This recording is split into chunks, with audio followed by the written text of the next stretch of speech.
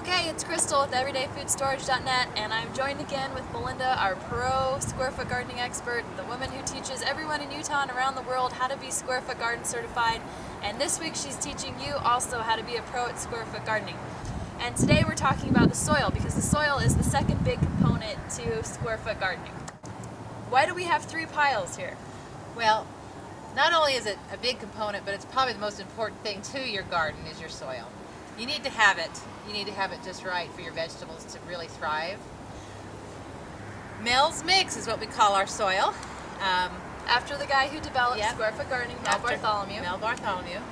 And what we have here is we have 3 equal parts: peat moss, vermiculite, and compost.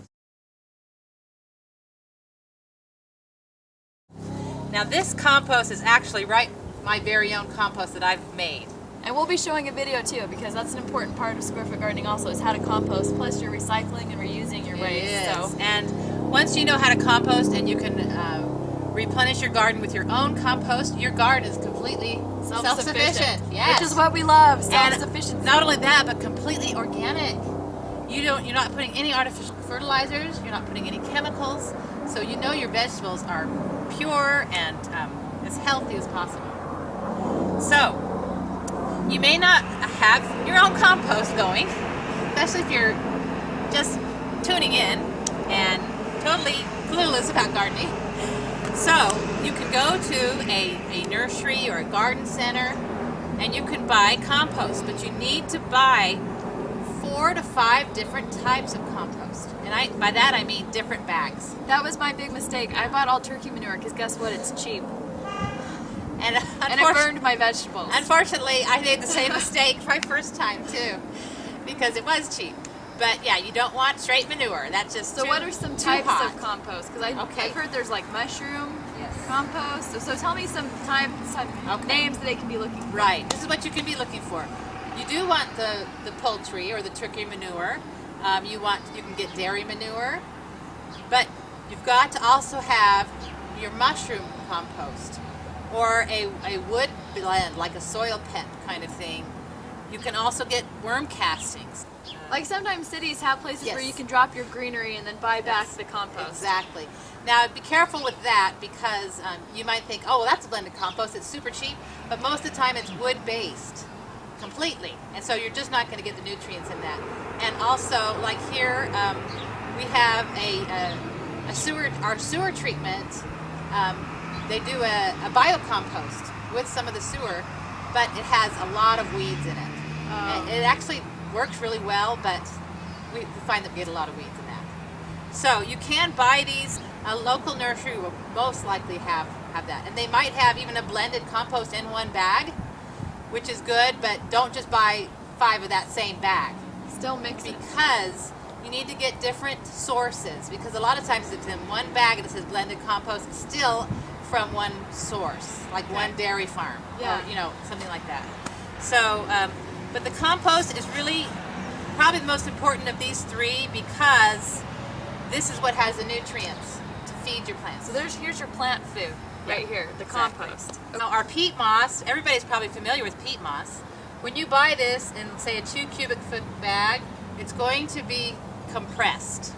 So you need to open that and fluff it up, and then make sure it's 1/3 of what you're mixing together. These are all 1/3. That was my mistake number 2, is that I just it's compacted, right? It looks like that little rectangle, and I just started throwing it in. So make sure you let it sit out, fluff up, and then take a portion to match your other portion. Or you've got way too much peat moss. Yeah. And peat moss is wonderful. We're actually conserving this product because apparently it's a non-renewable product, but you only add this one time to your box. So then why do you need the peat moss? Okay, the peat moss is really wonderful for retaining water. Okay, water conservation. Yes, and also it keeps our soil loose, and that's what the vegetables really like. So because we're gardening in a container, in a box, we need to have components that will retain water. Now that brings me to the vermiculite. This is really an interesting product.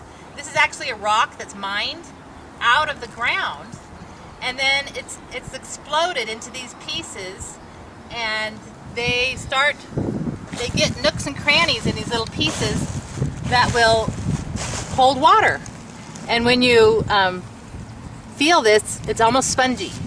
Yeah, it is spongy because you can almost squish it in between your fingers. But this is a coarse vermiculite, and so we like to have the larger vermiculite because it will break down more slowly over time, and the larger pieces will hold more water. So basically, this is the plant food, and this is the way that we're keeping water in there all the time. And keeping our soil nice and friable and loose. That will also make it easy to weed, right? Because they just come right out. Yes. But you only add this one time to your box and your vermiculite.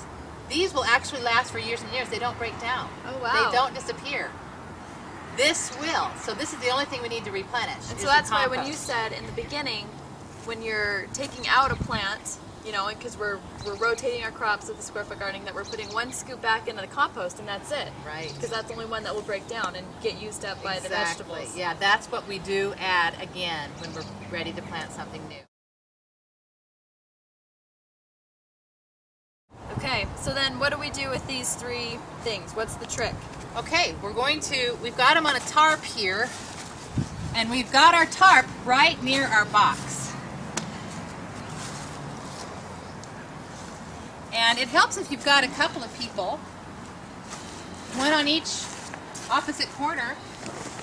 What I'm going to do, Crystal, is I'm going to mix this over to your end. Okay. And then you'll pull it back this way. We're doing this on a smaller scale, but when you get enough in here that will fill a 4x4, it's going to take a couple of people to really dig it. So just walk back. So this is the secret too of how to do it without a wheelbarrow. Yep, and no shovels needed.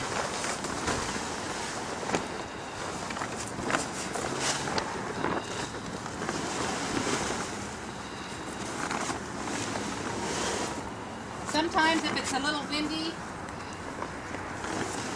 you may want to put a little bit of a shower mist on there.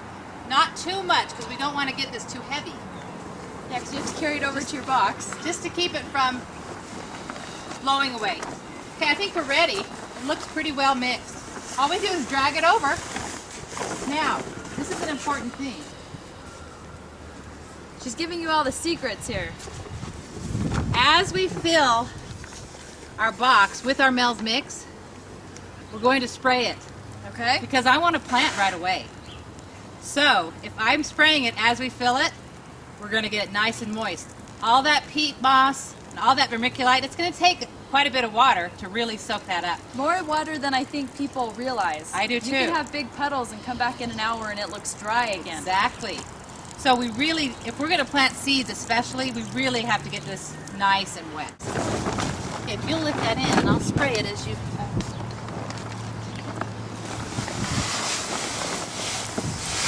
Okay, so all I'm doing is just lifting the tarp up.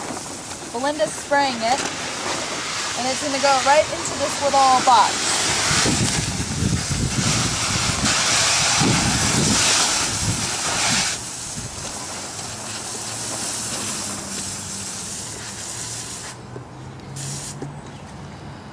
And look at that. As I move it, there's still dryness in it. Yeah, it's totally dry. There's still dryness. So we've just really got to soak it down. Because you want to make sure and soak it that very first time, because that's going to help you keep up on your watering, right? Yes, Vegetables love the water. Now, with square foot gardening, do you have to worry about overwatering since we're really soaking this down? You know, that's another beauty about Mel's Mix, and that is we eliminate the main mistake that beginning gardeners make, which is overwatering. You can kill your plants by overwatering. With Mel's Mix, you can't overwater because the mix is like a sponge, and it'll soak up all the water it needs, and then what it doesn't need, it'll drain right out under your box. So, and that's so great too, because one of the big things is getting your kids out helping. And when I showed up, Belinda said, "Oh, my granddaughter's been out watering, can't you tell? And she just loves to water. But you can get your kids excited because you don't have to try and keep them out necessarily all the Exactly. time. You don't have to scold them. Don't water so much. There's no problem. They can water to their heart's content.